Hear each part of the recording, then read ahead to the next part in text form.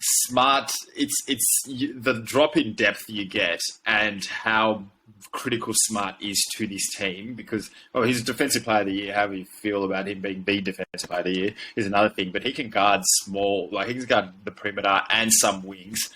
Brogdon, sure, you've brought up, and he may even mitigate, you losing Smart as a point guard, sure, but Brogdon's had a lot of foot injuries, and you just don't, and him just trying to, get straight into because the system that the Boston Celtics have, you and I talk about their defense being a machine, that is just, how they got everyone to buy into it. Brogdon, a guy who's injury prone, never played that style of basketball, getting to him to buy in a couple of months, who knows there. But I think from the Nets perspective, I've never seen I reckon the Nets are saying, one of the best things to happen, in this offseason was the Rudy Gobert trade for the Nets. What I mean by that is I reckon the Nets front office can go, listen, KD, we've talked to all these teams. We just think you're too valuable. We entertained some packages, but we just couldn't buy into it. Look what happened with Rudy Gobert, and you're a million times the player he is. So sorry that's the case. If you were to... Your perspective, has it changed much since that last episode? Is there anything as to if this trade's going to go ahead, if this is ever going to happen at all, or not at all? You still same stance? So I have the same stance that I think Kevin Durant will be a Brooklyn player at the start of the season, and if I'm the Nets, exactly what you just said. You can entertain offers, but you're also, at the end of the day, you're probably going to say that there's no offer out there that he's worth trading Kevin Durant. And as I've said all along, KD is not going to sit out like Ben Simmons did with Philly last season. He's not going to tank like James Harden has in the past with both Brooklyn and Houston in the last 18, 24 months. So he's not going to do that. He's going to play basketball. And if the Nets can get to some winning ways early in the season, especially if Kyrie's still there, we'll see what Simmons can do, then, by all means, I think they could get off to a good start. And the KD trade request kind of peters out to nothing. And at the end of the day, he just stays a Brooklyn player in the future. So that is my stance, and that's how I think Brooklyn are trying to play it.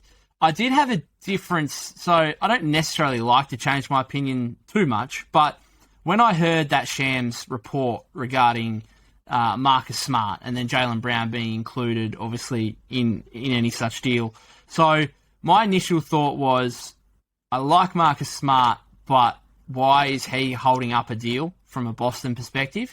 And if you look at it purely statistically and you say, okay, I've got Marcus Smart. Yes, I might be giving up a little bit defensively, but if I have Malcolm Brogdon there as his replacement, then, I'm giving up something defensively. But Malcolm Brogdon at his best is like 25 and 5, I should say, not 25 points, 20.5 rebounds, 5 assists, on close to 40% shooting. So you've got him, and then you're just upgrading Jaylen Brown to KD. That works statistically. If you just formulate it on paper, I think you would do that if you're Boston. But I just think now, thinking about it a little bit more, if you were to get rid of Marcus Smart, I do think that you're just giving up too much of your identity then. And we've seen some of these teams in recent years, the Lakers, the Nets themselves, who try and buy championships. And that's why I think any of these teams that are prospective KD teams, you've got to be really careful about giving up too much of your identity. So for Boston, it's Marcus Smart and Jaylen Brown. I just think it's too much. Even if, let's say the Ayton thing, a sign and trade did go ahead, and if the Suns are giving up Ayton and Mikal Bridges and these kind of guys who have been pieces that your franchise drafted, you prefer to win. I know, as a Warriors fan, 2022 championship, that championship meant way more to the franchise, was much more enjoyable as a fan than the KD championships. It just was. And that's not to say we discredit them at all, although a lot of people like to say they do.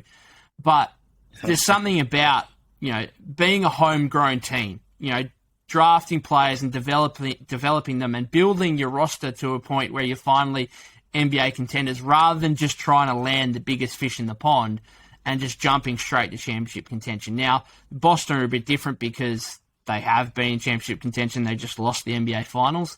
But I'd just be concerned, and my opinion has slightly changed. Initially, when I saw that report, I thought, come on, Boston. You've got Malcolm Brogdon waiting there. I would give up Marcus Smart and Jaylen Brown. But now the more I think about it, the identity that Marcus Smart brings, Malcolm Brogdon's injury history, which is really suspect, I actually wouldn't do that deal. So are you in agreement that if it was Jaylen Brown, Marcus Smart, let's say Peyton Pritchard, and a pick for KD, you would say no from a Boston perspective? I would do that deal, honest, and the reason why I say that is I'm looking at just past championships and the way they've been put together. First of all, you need, I reckon, bare minimum, like a top maybe 30 player of all time. I'm looking at Steph, the people that won Finals MVP in the past few years. Steph, Giannis, LeBron, actually then KD, I guess, apart those two rings there. Kawhi, there's an element of an all-time great in this first and foremost, and people like me declare Tatum an all-time great, but are we absolutely sure he's going to reach that upper echelon of great, almost guaranteed Hall of Fame? And you just said you're upgrading Jaylen Brown to Kevin Durant, who, in terms of natural talent, is made out of a lab that have the sort of stuff he can do on a basketball court. And then each championship, there's always an element, maybe they call this recency, but there's an element of a big swing that each team made. So the Lakers, I guess, in a way that they mortgaged their entire future for Anthony Davis, or your Warriors almost not doing moves, because how many times were people saying trade for Miles Turner and then bring on the Wiggins trade, and your luxury, how much you paid in tax to keep this team together.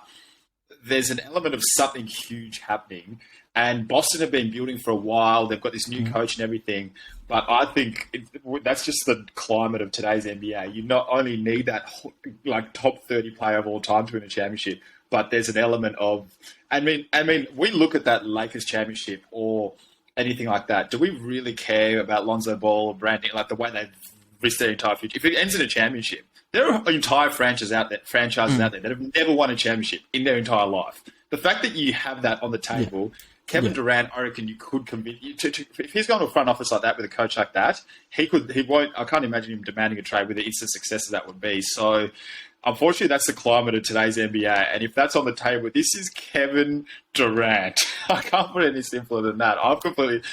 You said you don't like changing your mind. At first, I thought I'm going to keep this team together. We just made it to the finals, but unfortunately, this is Kevin Durant. This is the way the league works. And if this is on the table, you do it.